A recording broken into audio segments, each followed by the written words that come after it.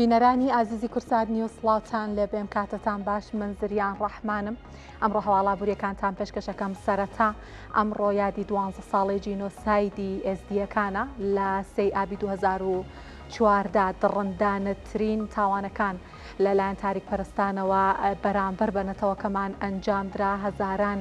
قوربانی لێکەوتەوە و هەزاران کەس ئاوارە بوون بێگومان ئەزانین کە ناسنامە و ڕەسەنایەتی بە زەبر و زەنگ ناسڕێتەوە ئێمەش لێرە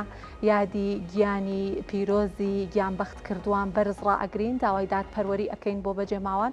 و هەروەها ئەبین بە دەنگی بڵندی نەتەوەکەمان هەموو ساڵێک لەم ڕۆژەیە هەمووان برینمان ئەکولێتەوە ئەچینە لای گرنگترین ناو نیشانەکانی هەواڵابووریەکانی ئەمڕۆمان. سیستمی پەیڕۆڵ بۆ دروستکردنی لیستی موچەی مانگی هەشتی موچەخۆرانی هەرێم کاراکرا لە کاتێکدا هێشتا موچەی مانگی حەوتی موچەخۆرانی هەرێم دابەش نەکراوە.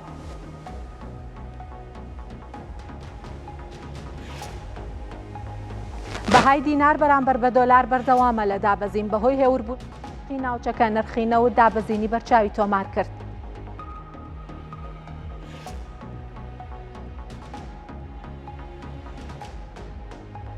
زیاتر لە 90% پرۆژەی دروستکردنی سایلۆی هەڵەبجە تەواو کراوە. سایلۆکە مۆدێرن و پێشکەوتووە بە بودجەی 27 ملیار دینار دروست دەکرێت.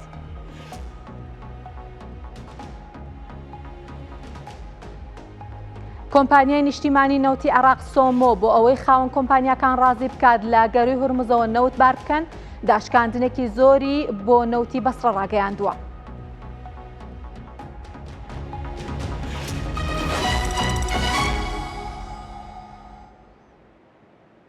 دووبارە سڵاوتان لێبێ بە هەواڵێک دەربارەی موچە دەستپێیەکەم سیستمی پەیڕۆڵ بۆ دروستکردنی لیستی موچەی مانگی هەشتی موچەخۆرانی هەرێم کاراکراوە لە کاتێکایە کە هێشتا موچەی مانگی حەوتی موچەخۆرانی هەرێمی کوردستان دابەش نەکراوە. وەزارەتی دارایی و ئابووری هەرێم فەرمانگە ژمێریاریەکانی دامەزراوە حکوومیەکانی ئاگادار کردووەتەوە کە ئێستا ئەتوانن لیستی موچەی مانگی هەشت دروست بکەن لە سیستەمی پەیڕۆڵ و بیکەن بە ڕەشنووس داواشی لێ کردوون هەتا زۆر دڵنیا نەبن و وردبینی تەواوی نەکەن فەرمانگەکان لیستی موچە نەنێرن بۆ گەنجینەکان. دروستکردنی لیستی موچەی مانگی هەشت هاوکاتی ئەوەیە کە ئێستا موچەخۆرانی هەرێم چاوەڕێی خەرجکردنی موچەی مانگی حەوتن و هیچ وادەیەکیش دیاری نەکراوە بۆ دابشکردنی. لەلایەکی تریشەوە وەزارەتی دارایی عێراق بۆ ڕوونکردنەوەی دۆخی دارایی و ئابووری وڵاتەکە داوای کردووە کە لەلایەن ئەنجومەنی نوێنەرانی عێراقەوە میوانداری بکرێت.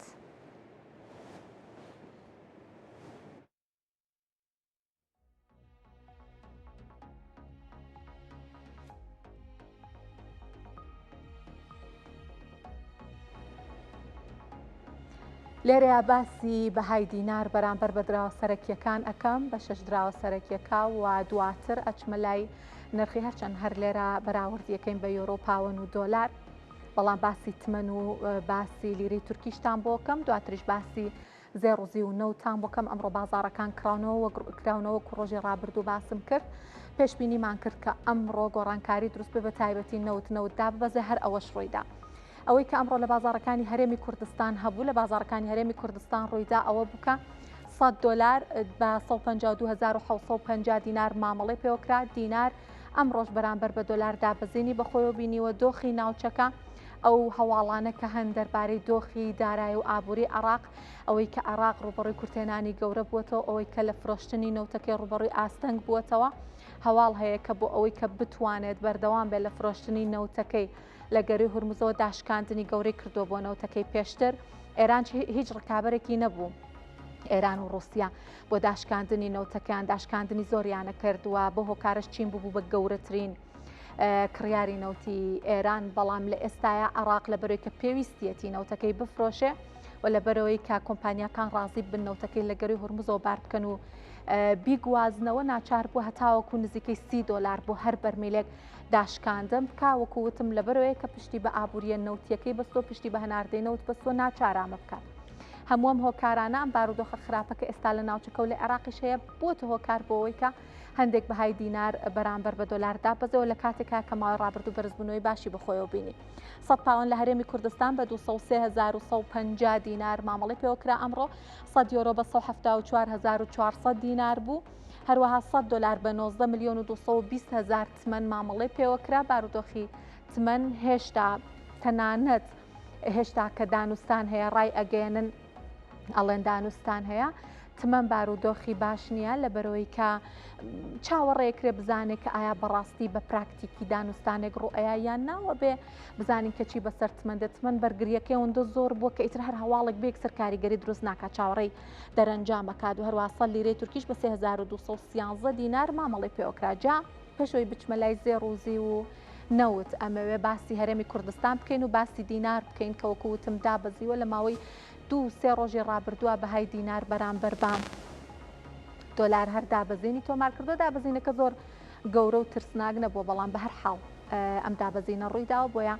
ئەچینە لای پەیامنێرمان قارەمان جەوهەر لە هەولێرەوە. قارەمان سڵاوت لێبێ باسی دوایین گۆڕانکاریەکانمان بۆ بکە کە لە بەهای دینارە بەرامبەر بە دۆلار ڕوویداوە. چی ئەوترێت مامەڵەکان بە چێوەیەک؟ بەڵێ زریانە کاتت باش چەندە ینی نزیک دەبینەوە لە داخستنی بۆرسە، بەڵام بە بەراورد بە ڕۆژانی تر قەرەباڵغی زۆر هەیە لە بۆرسەی هەولێر. ئەنی نازێژیری بەهای دینار بەرامبەر بە دۆلاری مریشی ئەنی لە ماوەی چەند ڕۆژێک ڕابردوو ئێستاش ینی کەمێک هەیە بەتایبەت دیناری عێراقی کەمێک دابەزینی بەخۆ بینەوە بەرامبەر بە دۆلار، لەگەڵ ئەوەش خواستی کردن و فرۆشتنی و مامەڵەکردن بە دۆلار تا ڕادەیەک سنوردار بوو بۆ پێیکە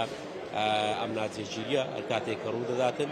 بەشێک ئەوانەی کە مامەڵی کردن و فرۆشتن پێ دەکەن ئەوانن کە پێویستیان بە دۆلار هەیە، لەگەڵ یەشێک لەو کەسانێک کە مامەڵەی دۆلار و دینار دەکات گفتگۆ دەکەین کاک سەعەدە و کاتت باش ئێوە لە بازاڕەکان ئێستا بەهای دینار بەرامبەر بە دۆلار کەمێک دابەزینی بەخۆ بینیوە دیناری عێراق بەراورد بە چەند ڕۆژی ڕابردوو. هۆکارەکان ناوخۆینە یاخود وەکو پێشتر هەڵوەکارەکان هۆکاری شەڕی ئێران و ئیسرائیل؟ بەخۆی بەڕاستی ئێستا گەستری بارودۆخە بکەین توانی بەڵێ بارودۆخی ئەمریکا و ئێران دەک بارودۆخی هێور بیتەوە، بەڵام چەند هۆکارشیانە بەڕاستی پێویستە بە ناوەخۆ ئەمە هۆکاری ئەوەیە کە دەبینی ئێستا نرخی دۆلار بەرز بۆتەوە. هۆکارەکانش بەڕاستی ئەوەیە کە عێراق کێشەی نەخینە دیناری هەیە. سەرۆک وەزیری دارایی عێراقیش کە ئێستا خۆی داوای کرد دەبێتە پەلان ڕوونکردنەوە بدا و قسانەویش کاریگەری سەر بەڕاستی سەر بازار هەیە. ئەنی بۆی پێشبین دەکرێت بارودۆخی عێراق بەڕاستی لە ڕووی ئابووریەوە جێگیر نەبی بە تایبەتی ڕووی دیناری نەختینە. مەژوای کردە بەڕاستی ئەو نەفتی کە ڕۆژان دەفرۆشێ پارەکەی بە ئاسایی ناگاتەوە خەزانەی عێراق. ئەمانە هەموو کاریگەری سەر بازار دروستکردنی وای لێهاتووە بەڕاستی دیناریش کەمبی لە بازار نرخی دۆلاریش بەرز بێتەوە. بۆی ئەو لێ دوانەیە کە باز دەکەن کە 95 دینار لە دەرەوەی بە حکوومەتە دەست هاوڵاتیانە تام کاتش بەڕاستی کاریگەری دروست دەکات لەسەر بازار. بۆیە پێشبین دەکرێت بەڕاستی نرخی دۆلار ئەگەر بە شێوە بڕوا زیاتر بەرز بێتەوە. بەڵام وەکو ئەگەر دیسان دووبارە بەڕاستی سەرۆک وەزیرانی عێراق بگەڕێتەوە ئەمریکا ئیتفاق بکە بۆی کە چەند دۆلاری کاشکەی بۆ بنێری بۆی دوو بارودۆخی عێراق جێگیر بکێتەوە ئەوە کاریگەری دەبی. بەڵام ئەگەر بە شێوە ئێستابی پێم وایە بارودۆخە باشێت لە ڕووی دینار و دۆلارەوە. ئێستا دەبێت دینار دابەزینی بەخۆ بینیوە بەرامبەر بە دۆلار، ینی لە چەند ڕۆژی ڕابردوو ینی هەتا 150,000 دینار هات 100 دۆلارێک، ئێستا هەریک دەوروبەری 153,000 دینار کەمتر زیاتر. ئێستا خەڵک جۆرە خەڵک دێ دۆلار دەکرد، پێشووتر خەڵک دەهات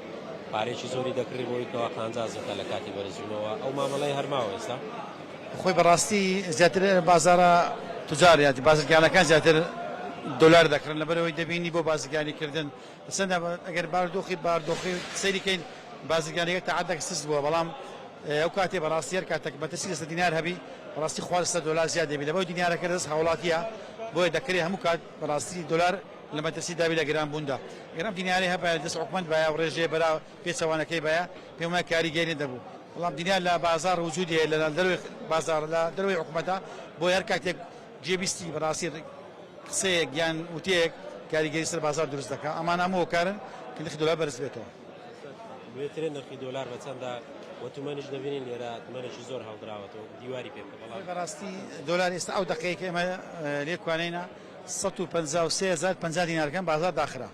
وەکو تومەنیش بەڕاستی ئەگەر باش تومەنکەی تومەن ڕۆژ بە دوای ڕۆژ بەڕاستی لە بەهێزبووندا لەبەرەوەی بارودۆخی ئێران ئابووری ئێران بە شێوەکدا ڕمایە زۆر ئەستەمە 20 ساڵی کەش ئەم بارودۆخەوە خۆی لێبێتەوە. تومەنیش بەڕاستی دراوەکەیان دراوێکی دروستکراوی خۆیانە گەورەترین ئێستا دراوی 1 ملیۆنیە. هەر کاتیش بەڕاستی تومەن دۆلاری بابەتێک فيی زۆر بوو بەڕاستی بێقیمەتی دینارەکەی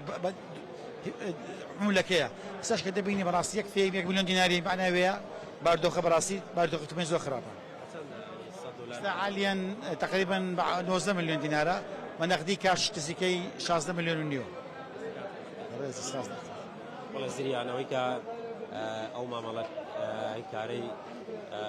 دراوەکان لە بازاری هەولێر لە بۆرسا هەولێر باسی کرد دیارە کاریگەریەکانی ناوخۆی عێراق ئەو کاری سەرەکیە بەتایبەت کەمبوونەوەی دینار لە بازاڕەکان و لێدوان و ئاماژەکانی وەزارەتی دارایی عێراق ئەمانە بوونەتەوە کاریەوەی کەوا 1200 دلار زیاتر بێتن ئەمە وای کردووەکە لە ماوەی چەند ڕۆژی ڕابردووی ئێستا دۆلار کەمێک بەرزبوونەوە بەخۆوە ببینێ لەگەڵ ئەوەش دراوەکانی تریش بە هەمان شێوە دەبیندرێت لە بازاڕەکان بەتایبەت مەنی ئێرانی کە داوەزینی زۆری بەخۆوە بینیوە وەک لە دیمەنەکانیش دەبینین بە گونیە و گوش خەڵک دەیگۆڕێت و بۆی کە مامەڵەیکردنی فرۆشتنی پێ بکە بەڵام ئەمەش کاریگەریەکانی ئێران و ئیسرائیل بۆ کارەبەوەی کەوا لە ناوخۆی هەرێمی کوردستان ئەم دراوەش بەهاکەی خۆی لەدەست بدات. زۆر سپاس پەیامنێرمان قارەمان جەوهەر لە هەولێرەوە لەگەڵمان بوو. سپاس قارەمان بۆ زانیاریەکانت. لێرە ئاچمە لای نرخی زێڕوزی و نەوت باسێکی زێڕوزی و نەوتیشەکەم جیا لە بەهای دراوەکان ئەمانیش گۆڕانکاریان بەسەر هاتەوە کوتم ئەمڕۆ لەگەڵ کرانەوەی بازار ڕۆژی ڕابردوو پێش ینی ڕۆژی ڕابردوو کە بازاڕەکان داخرابوون سەرڕای ئەوەی کە ڕۆژی پێشووتری پێشبینی ئەکرات کە زۆر بە چڕی ئەمریکا و ئیسرائیل هێرش بکەنە سەر ئێران هەموو ئاماژەکان وایەنەوەت بەڵام دیسانەوە ترامپ ئاراستەکانی گۆڕی وتی نەخێر پێم باشترە دانوستان بکەین پێم باشترە گفتوگۆ بکەین و ڕێکەوتن بکەین وتی لە دانوستانین باسی ئەمڕۆی کروتی ئەمڕۆ کە دانوستانەکەین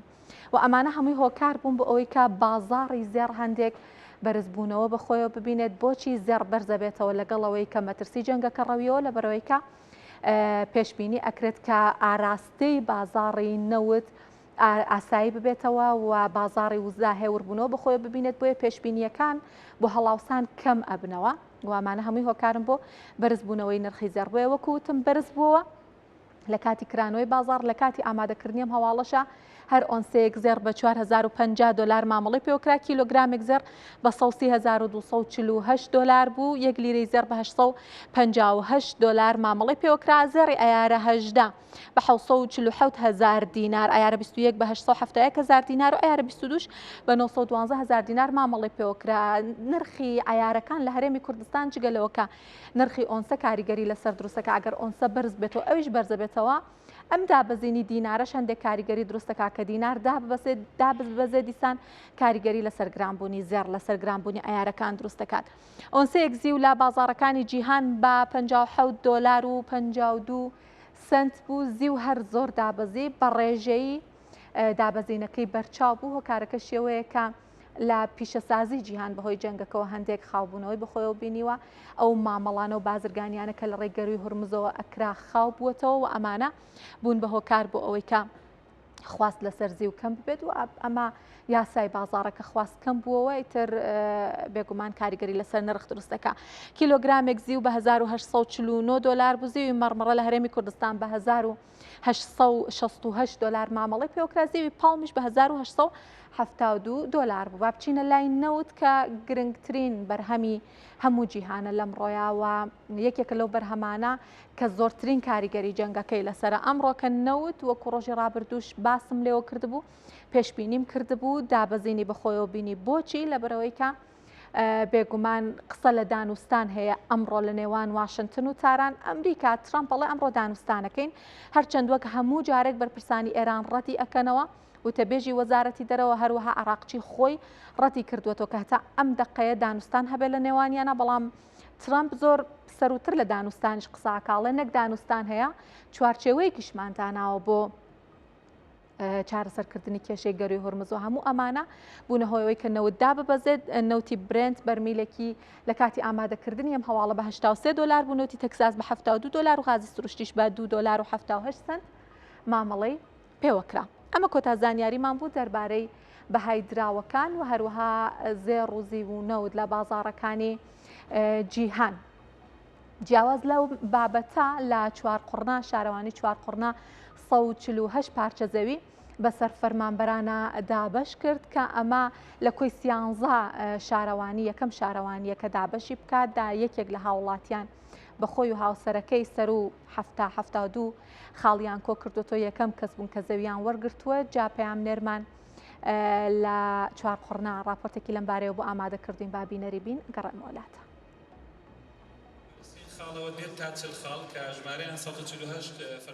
تیر و پشکی دابەشکردنی زەویە بەسەر فەرمانبەراندا لە چوارقڕنا.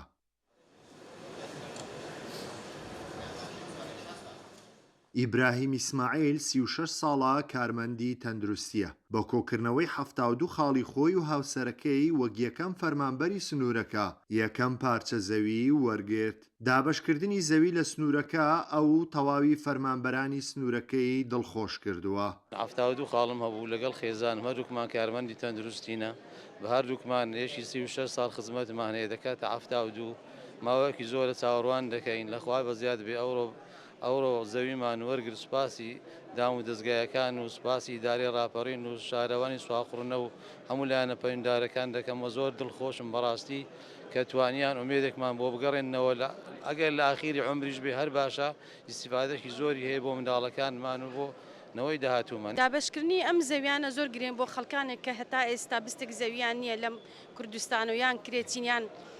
کەم دەرامەتن بەڕاستی زۆر پێویستە. هیوادارم بە زووترین کات خزمەت گوزاری و ئەوشتانی بۆ بچێ بەڵکو بتوانن ئەوانی کە خانوویان یان کرێچین خانوەکانیان لەسەر زەویەکان دروست بکرێت و شوێنی نیشتە جیبوونەکان تاو بێت.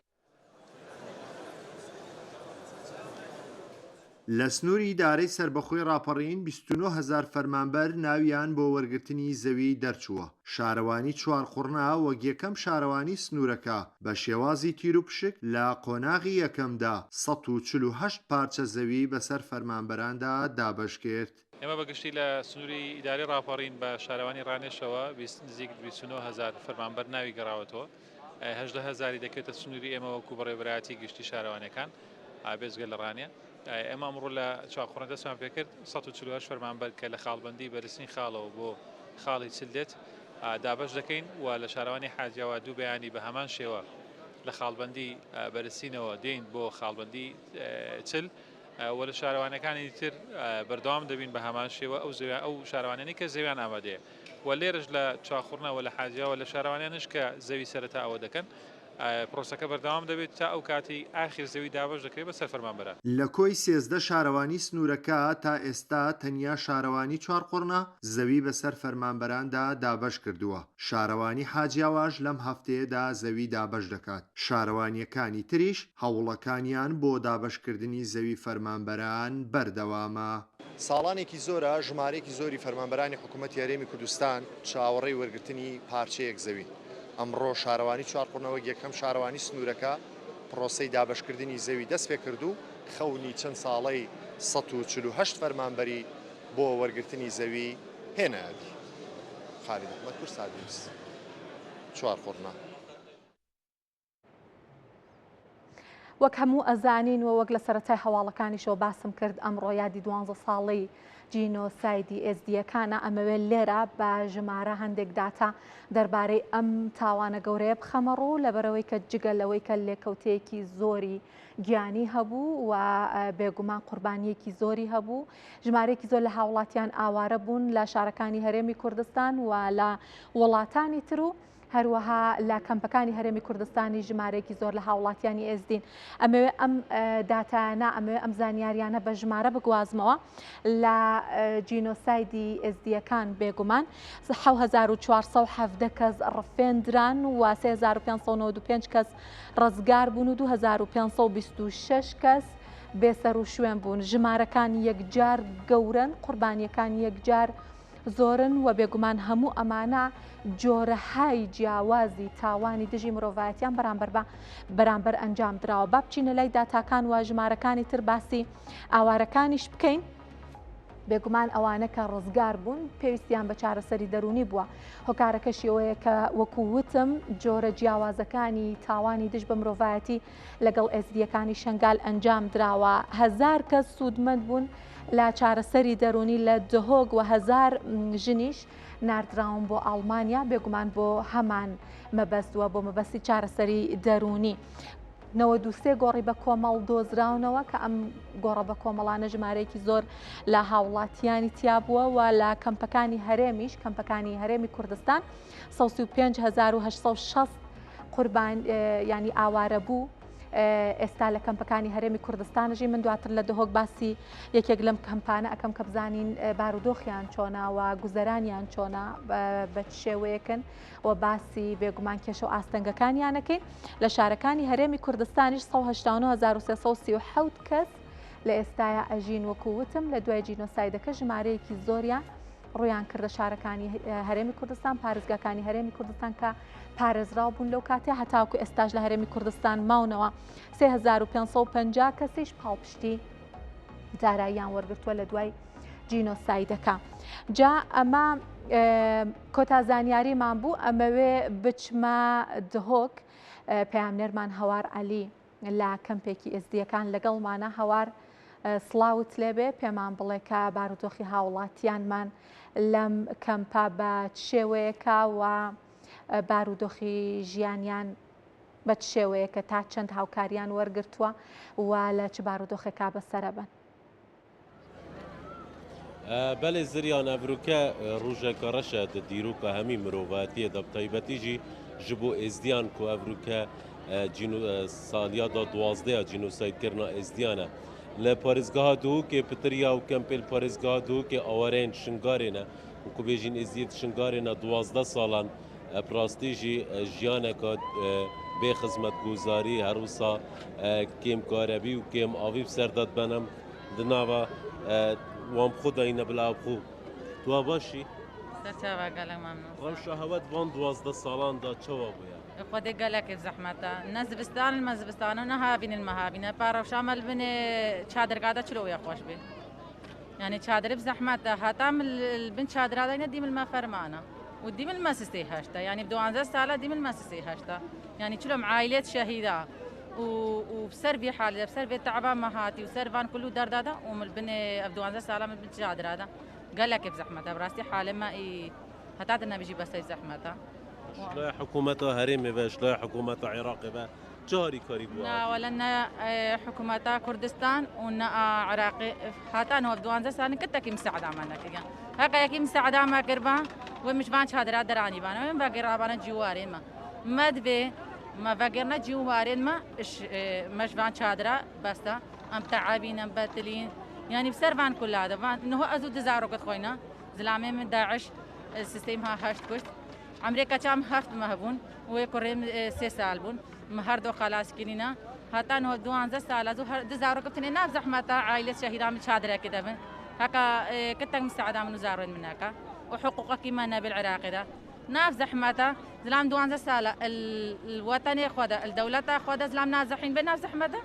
يعني بالكي ديني تتا قبول كرن الكي دولة زلام الوطني خذ به وزلام نازحين به البني شادر هذا ولا قال لك الماب زحمته وابروجاكا الماب زحمته برينامه هر سال بيشاغين نود به وبيرهاتن هموتنا بيراما واتشوين همو خذ همو برحمينه وخلف عمل خذ حق ما استري سبب ببا اذا ركن ما يختيم كرين ويف ان يستري ما خذش ما بيستر بين استري وخلف عمل خذ وانجي بالرحمينه وآبك الرحمة العائلة الشهيدة هم بكال دليوان بكا وخلف عمل خديون خير هذا وقناعتي واتكين وزحمات كيشة ونسر شعبي ما هذا قالك خالد شوي سر شعب أبا كسو كارنتنا عري ولا مال بابا منهم چند کس خزانة هوا 7 کس أفهمونا يتشوي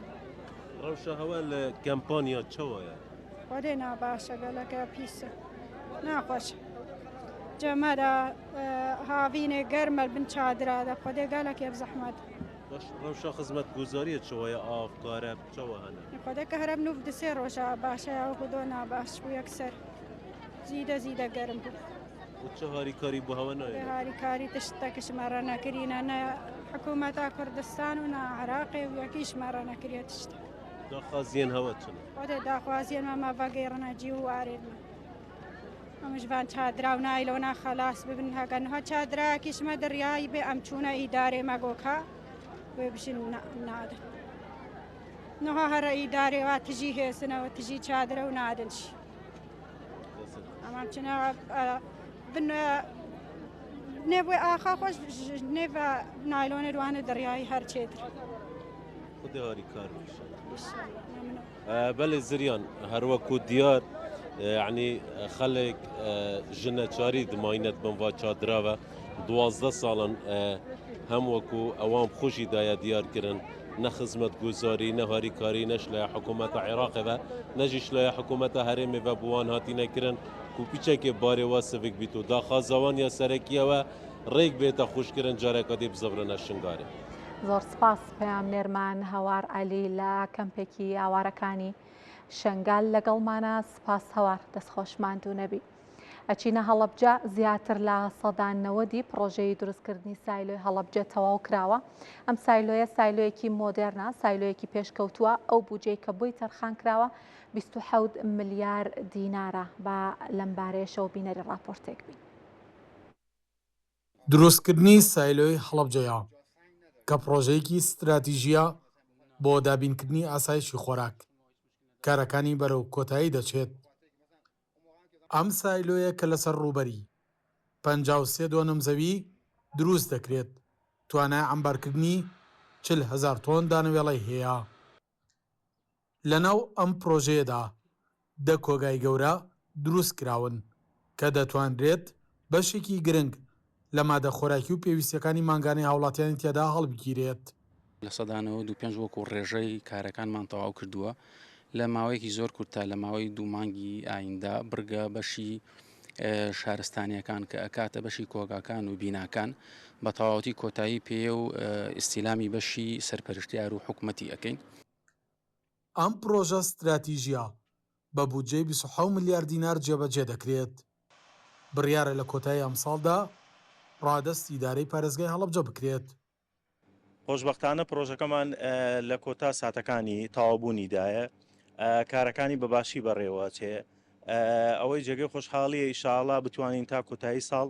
پرۆژەکە بە کۆتا بگەێنین بتوانین جوتیاران سفادەی لێ بکەن هی دەڤەری هەڵەبجە و پارێزگای هەڵەبجە و چواردەوری هەڵەبجەش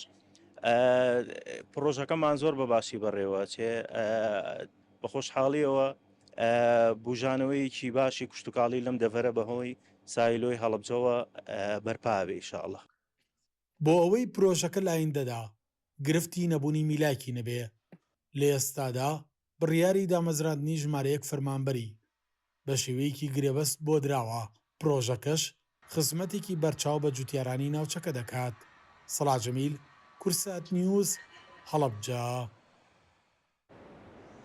بەڕێوەبەراتی کشت و کاڵی بەردەڕەش بە کورسات نیوزی وت ئەم ساڵ جیاوازتر لە ساڵانی ڕابردوو نرخی بەروبوومی کشت و کاڵی گرانتر بوو کەمتر جوتیاران گلەیان لە نرخەکە هەبوو بەڵام هەندێک بەرهەم ئەم ساڵ بەهۆی گۆڕانی ئاوهەوا کەمتر بووە لە چاو ساڵانی پێشووتر. تەحسین سلێمان ئاماژە بەوەش ئەکات کە دەڤەرەکەی ئەوان یەکێک لە دەوڵەمەندترین ناوچە کشت و کاڵیەکانی تەواوی باشووری کوردستانە.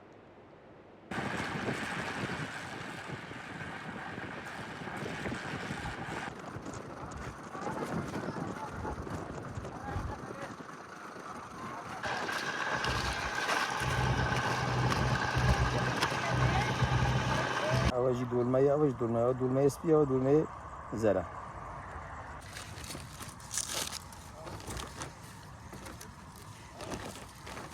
و بەگشتی کە بەگشتی وەکو مەوسمیانی بەرهەمی کوشتتوکاریە لە تقریبان بڵێم لێکی پێنجەوە لە سونەکەمە دەست پێ دەکات هەتا کۆتایی مانجی حەفت وەکو سعر نرخ ئەنی جوتیار گلەی لە نرخی نەبوو بەڵام هەندێک بەرەمەکانی وەکو پەتاتە و پیاز گلەی لەسەر ئینتاجیە بۆی کەشوهاوە ئینتاجەکەی بڕەکەمتر و بەراورد بە ساڵانی ڕاوردوو بەس وەکو نرخ هیچ کێشەی نەبوو گلەیشمان نەبوو. بەرهەمی سنووری قەزای بەردەڕەش زیاتر بۆ ناوەڕاست و خواری و عێراق دەڕوە دەمە ڕۆژانە کە لە کاتی مەوسمین ڕەوانەیە زیاتر لە 200 بۆ 250 پەسەند بدە منە بۆرە جوتیارەکە من بۆی بەرهەمەکانیان ساغ بووتەوە. لە ئێستاش کە ڕۆژانە بەردەوامین بەرهەمەکانیان ساغەوە گلەی لە ساغبوونەوەی بەرهەم نییە بۆ ئەم ساڵ.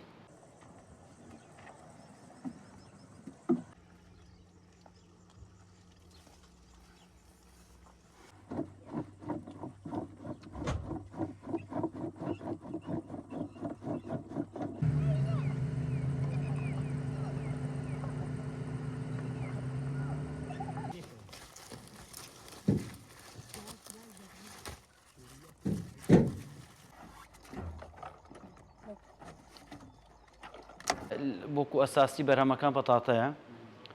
پیازە، خیارە، تەماتەیە، شفتیە، گندۆرەیە، هەر بەرهەمێکی وەکو مەثەن گوڵە بە ڕۆژەی کە کەمە مەبەستم کە ئەگە هەبیت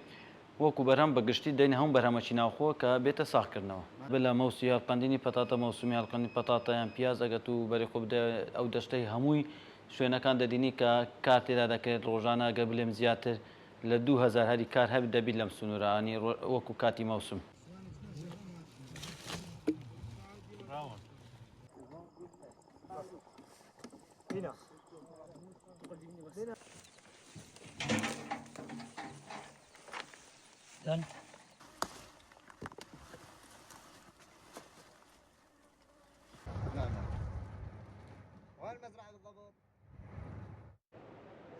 ئامادەکاریەکان بۆ کردنەوەی دووەم پێشەنگەی نێودەوڵەتی بازرگانی لە زاخۆ ئەنجام دراوە. جا بێگومان ئەم پێشانگانە لە ڕووی ئابوووریەوە گرنگێکی یەکجار زۆریان هەیە لەبەرەوەی کردنەوەی پێشانگا بێتە هۆی ئەوەی کە یەکەم بازرگانان خاوەن پیشەکان خاوەن براندەکان پەلکێشی ئەو ناوچەیە بکرێن و دووهەم بەرکەوتیان لەگەڵ یەکتر هەبێ بۆ ناسینی یەکتر بۆ ئەنجامدانی گرێبەستی نوێ و بابەتی لەو شێوەیە. جا پەیامنێرمان حەسەن محەممەد لەم بارەیەوە هەندێک زانیاری و وردەکاری بۆ بەدەستخستین بابینەری بین و ئەگەڕێمە وڵاتە. هەلبەتە ئەم لە ژوورە بازرگانی پیشەسازیە زاخۆنە وەکو یا دیار ji بووی دووەمین جار ئامادەکاری دهێنەکردنê ji بووی ebrevçûna pêşangeha nêvdewletiya bazirganî li Zaxo ji bo hindê bizanîn amadekarî gihiştîne kîve û ev pêşangeya dikengî dest pê ket ji bo zanînê zêdetir Latif Osman serokê jûra bazirganî pêşesaziya Zaxo digel me destê degel digel me harîkar bî ji bo me behez bike erê amadekarî ve gihiştîne kîve û ev pêşangeha dikengî dest pê ket. بله کو جالا دوی پیشنگاه نفدالتی آزاخو دهی تفکرن کل 21 حیوانه تا 24 حیوه آماده کاری همی هاتی نکرن و کو هاتی اعلان کرن و نوکا رکلام بوته تکرن و چندین کمپانیا کو حاضری خواه کریه آن کو خطومار کرینه بجدار بینه چند جهه که کیمت ماین کو انشاءالله وقت که نزیک دا او تمامی او جهت بردستت ما بو پیشانگه ما ترخان کرین کو او جهت این اگرتن و پشتی هنگه کمپانی دی کاروباریت خواه کن بو هنده کو حاضر بن روجا 21 حیوانه پیشانگه به تفکرن. سیداگل ما بحث بکی اف کمپانیان بجن سالا بوری هم درباز بن هف کمپانیت اف سالا درباز بن بارا پتر کمپانی نافخونه یا جی کمپانی دروژه اف سالا بجداری دی هبید. کمپانیت بجدار هم کمپانیت نافخاج هنه و کمپانیت درو هنه گلک شوا کمپانیت پار هر نفسی کمپانیا بجدار بینه و نوکر رجاء که زیده که کمپانیت پار بجدار جنبین کو حزل هندی هبین بجدار بنو جهنما افصاله اوانا رازی بینا خود دیار کردیا کو دی بجدار بن و جه حجز کردن بخوا کل 21 حیوان حاضر بن الپیشانگه. اگر بجن اف کمپانیت بجدار من هم یه نافخو همیش در و بجن او کمپانیت همو سکتر ادا کارت کن سکترت عقاری سکتر بجن تجاری نافخو در و یا جی بتن هندک بجن سکترت دست نشان گیرینه نخه جورا و جورن او کمپانیت بجدار بینه گلک جوراریت خارنه یت عقاراتانن هندک ترومبیلانن جورا و جورن و هین زان کو اف پیشانگاهنه کو هر باجره که پیشانگاه لی هيا کو او باجره ولوینک لی پیدا بیتنش ر گشت و گزاری و همجک بازرگانی و چکو او پیشانگاه بتا سبب هنده آنکو اگر هنده چندین کس لوی کارت کنو دلیوت کاری پیدا من بود تایبتی گنجت مل زاخو او فتره پیشانگاه به تفکرن. زور سپاس. لطيف عثمان سالك جرا بازرگان پیش از خود گفت گل مداوی بله هر وقت آموزش پیدا کو بجن حیوان نهدا پیشانگه د زاخو دست بکتر ساوی که آموزش پیدا کو زاخو اگج باجرین بجن سنوری هم خودان دروازه که سنوری بازرگانی هم کفت سر راه بجن ترکیه و اروپا جبر هند وکنا پیشانگه هم به وی اوایل بجبی باجر کو زاخو هم گرینگه خوشبو کمپانی نافخو هم بجن کمپانی در این کل زاخو کار دیگه همجی جبی حوالاتی و گنجن زاخو کۆمپانیای نیشتیمانی بە بازارکردنی نەوتی عراق سۆمۆ بۆ ئەوەی خاوەن کۆمپانیاکانی کەشتیوانی ڕازی بکات کە لە ناو گەڕی هورمز نەوت بار بکەن داشکاندنێکی گەورەی بۆ نەوتی بەسڕە ڕاگەیاندووە بە پێی بەڵگەنامەیە کە ڕۆیتەرز دەستی کەوتووە بۆ هەر بەرمیلێک نەوت بڕی 25 بۆ 30 دۆلار داشکاندن کراوە. ئەم هەنگاوەی عراق لە کاتێکایە کە ناوچەکە ئاڵۆزە هێرشەکرێتە سەر کەشتیەکان بەڵام سەرەڕای ئەو ناسەقامگیریانەش نەوت هەڵگرێکی گەورە بە ناوی نۆبڵ کە نەوتی بەسڕێی بار کردبوو بێکێشە لە گەروی هورمز دەرچوو بەرەو چین بەڕێکەوت. کۆمپانیای پترۆچاینای چینی نەوت هەڵگرێکی دیکەی بەکرێ گرتووە بۆ ئەوەی لە بەندەری بەسرەوە نەوت بەرەو چین بگوازێتەوە. کۆماری ئیسلامی ئێران ڕێگەی داوە کە کەشتیەکانی پەیوەست بە چین بەبێ هیچ ڕێگری و کێشەیەک بە گەروی هورمزا تێبپەڕن چونکە چین گەورەترین بازاڕی نەوتی ئێرانە.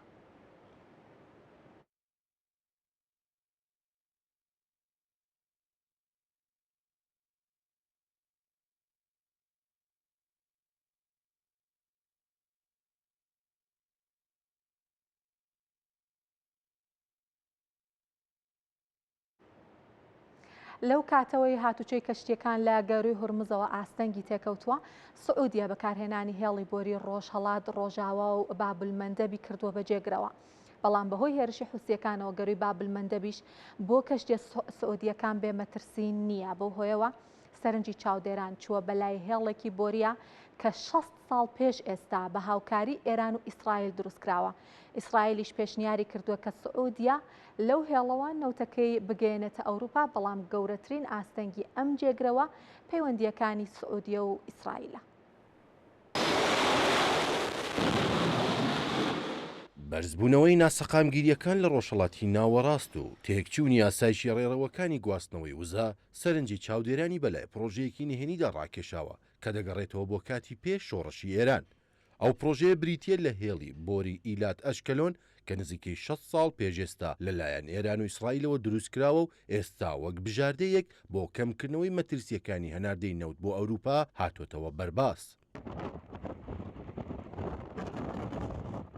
هێرشی حوسیەکان بۆ سەردامەزراوە نەوتیەکانی سعودیە و ڕەشەکانی سەرکەشتیوانی لە دەریای سوور لاوازی تۆڕی هەناردەی نەوتی زیاتر لە هەمیشە خستۆتە ڕوو. هەرچەندە سعودیا بۆ کەمکردنەوەی پشتبەستن بە گەروی هورمز نەوتەکەی لە ڕێگەی هێڵی بۆری ڕۆژهەڵات ڕۆژاوە و بەندەری یەنبوعەوە هەناردە دەکات، بەڵام لەو ڕێگەیەشەوە نەوت هەڵگران ناچارن بە گەروی بابلمەندەبدا تێپەڕن کە لەم مانگانی دواییدا بەهۆی هەڕەشەی حوسیەکانەوە ئەویش ئاسایشەکەی لەدەستداوە و تێپەڕبوونی کەشتیەکان بەو گەروەشدا بێمەترسی نییە. لەم بارودۆخەدا جارێکی کە سەرنجەکان چوون بەلای هێڵی بۆری ئیلات ئەشکەلۆن کە درێژەکەی 254 کیلومترە و لە کۆتاییەکانی دەی 1960 ئەو کاتەی تاران و تەلئەبیب پەیوەندی استراتیژی بەهێزیان هەبوو بە پارەی ئێران و تەکنەلۆژیای ئیسرائیل دروستکرا بۆ ئەوەی نەوتی ئێران لە بەندەری ئیلات لە کەناراوەکانی دەریای سوورەوە بگوازێتەوە بۆ بەندەری ئەشکەلۆن لە کەناراوەکانی دەریای ناوەڕاست. بە گوێرەی بەڵگەنامەکانی فەرمانگەی زانیاری وزەی ئەمریکا،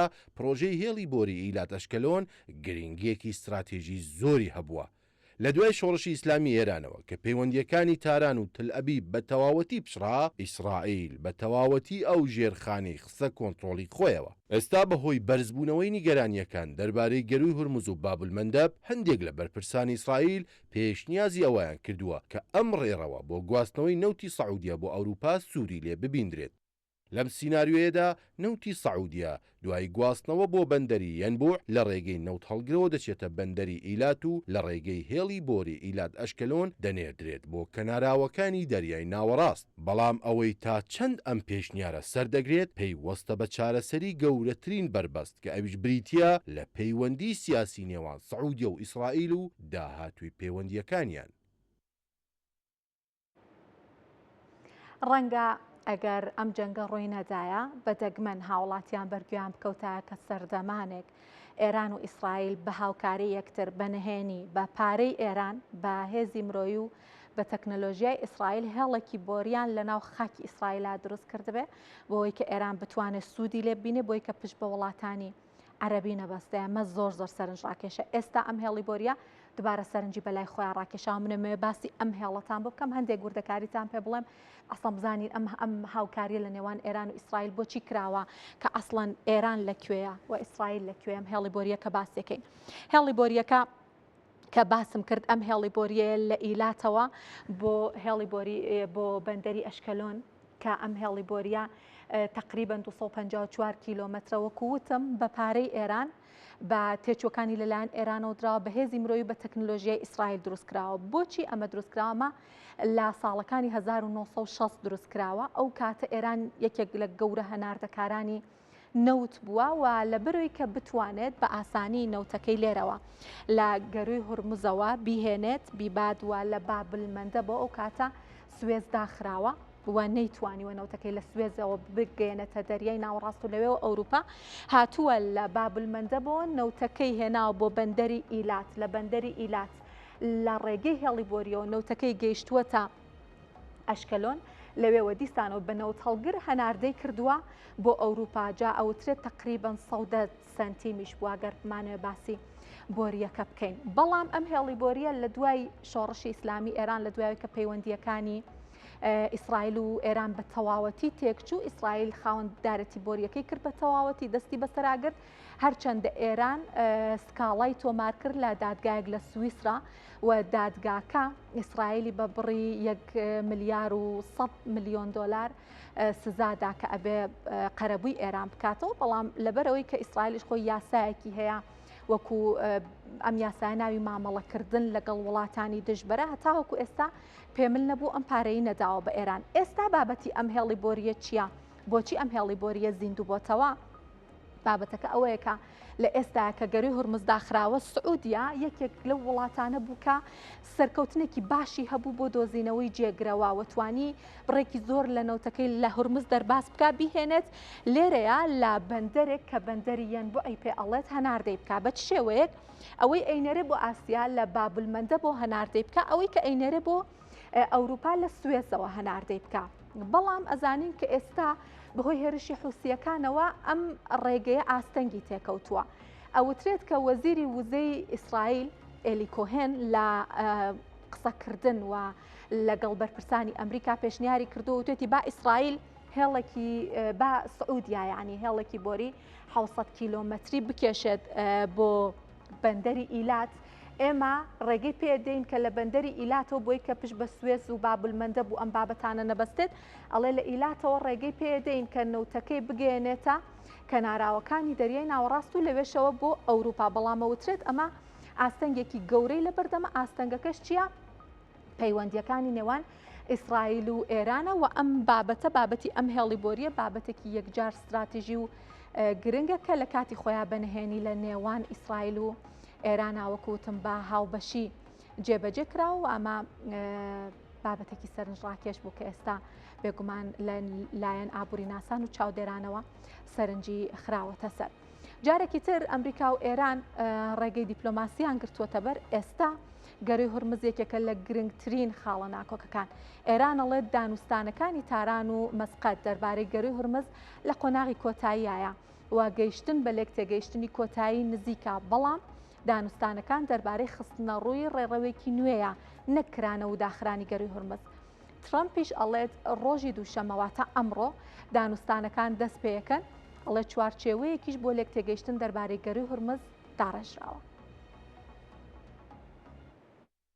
ئێستا کە ترامپ جارێکی دیکە بڕیاری داوە ڕێگەی دیپلۆماسی بگرێتە بەر بازاڕەکانی جیهان زیاتر لە هەموو کاتێکی دیکە چاویان بڕیوەتە چارەنووسی گەروی هورمز. عەباس عەراقچی وەزیری دەرەوەی ئێران ڕایگەیاندووە کە دانوستانەکانی تاران و مەسقەت دەربارەی گەروی هورمز لە قۆناغی کۆتاییدایە و گەیشتن بە لێک تێگەشتنێکی کۆتایی نزیکە. هاوکات وتەبێژی وەزارەتی دەرەوە ڕوونی کردوتەوە کە گفتوگۆکان دەربارەی دروستکردنی ڕێڕەوێکی دەریایی نوێیە لە نێوان کەندا و دەریای عومان و باسەکە لەسەر ڕێڕەوی باکوور و باشوور نییە کە ئێستا لە سنوورەکانی ئێران و عوماندا لە کاردان. تاران جەخت لەوە دەکاتەوە کە ئەم لێک تێگەیشتنە لەگەڵ عومان پەیوەندی بەکرانەوە و داخرانی گەروی هورمز نییە. بە وتەی بەرپرسانی ئێرانی ڕێککەوتن لەگەڵ عومان تەنها بەشێکە لە ڕێکارەکانی بەڕێوەبردننی هاتوچۆی کەشتەکان و بڕیاردان دەربارەی کرانەوەی گەروەکە پەیوەستە بە هۆکارگەلی زیاترەوە. پرسی دانوستانی تاران و مەسقەت و نزیک بوونەوە لە ڕێککەوتن هاوکاتە لەگەڵ بڵاوبوونەوەی هەواڵی دەستپێکردنی دانوستانەکانی ئەمریکا و ئێران. سەرۆکی ئەمریکا ڕایگەیاندووە کە گەڕێکی دیکەی دانوستان لە نێوان تاران و واشنگتن لە ڕۆژی دووشەمەوە دەست پێ دەکاتەوە. جەختیشی کردوتەوە کە چوارچێوەیەک بۆ لێک تێگەشتن دەربارەی گەروی هورمز داڕژراوە. لە هەمان کاتدا هەوڵە دیپلۆماسیەکانی وەزیری دەرەوەی ئێران، سعودیا، قەتەر، پاکستان و ئوردن بەردەوامە بە ئامانجی کەمکردنەوەی ناسەقامگیریەکان و پشتگیریکردن لە دانوستانەکانی تاران و واشنگتن. گرنگی ئەم دانوستانانە تەنها لایەنی سیاسی نییە و لایەنە ئابوووریەکەی گرنگیەکی بەرچاوی هەیە. بەو پێی لێکەوتەکانی داخرانی گەروی هورمز تەنها وڵاتانی ناوچەکەی نەگرتوتەوە و باڵی بەسەر هەموو وڵاتانی جیهاندا کێشاوە بۆ نمونە دامەزراوەی ئێرنست ئەنیانگ هۆشداری داوەلەوەی بەردەوامی داخرانی گەروی هورمز دەتوانێت لێکەوتەی قورس و بەرفراوان بۆ جیهان بەدوای خۆیدا بهێنێت بە گوێرەی خەمڵانەکانی دامەزراوەکە ئەگەر گەروی هورمز تا ناوەڕاستی ساڵی 2027 نەکرێتەوە کاریگەری گەورە لەسەر گەشەی ئابووری بەریتانیا دروست دەکات لە بەرامبەردا کرانەوەی گەروی هورمز تا کۆتایی مانگینۆ ئاسۆی گەشەی ئابووری بەریتانیا ڕوونتر دەکات و فشارەکانی بەرزبوونەوەی نرخی وزە و دروستکردنی ئاستەنگ لە زنجیرەکانی دابینکردن کەم دەکاتەوە. بەگشتی دوایین گۆڕانکاریەکان دەری دەخەن کە داهاتووی گەروی هورمز چیتە تەنها پرسێکی ئەمنی یان دەریایی نییە بووە بە یەکێک لە گرنگترین فاکتەرەکان لاوکێشە جیۆپۆلیتیکیەکان بازاڕی وزە و ئابووری نێودەوڵەتی بەو هۆیشەوە ئەنجامی دانوستانەکانی تاران مەسقەت و واشنگتن هەم کاریگەری لەسەر ئاسایشی گەروی هورمز دروست دەکات و هەمیش کاریگەری لەسەر نرخی نەوت و بازرگانی جیهانی و سەقامگیری ئابووری وڵاتانی پشتبەست و بە وزە دروست دەکات.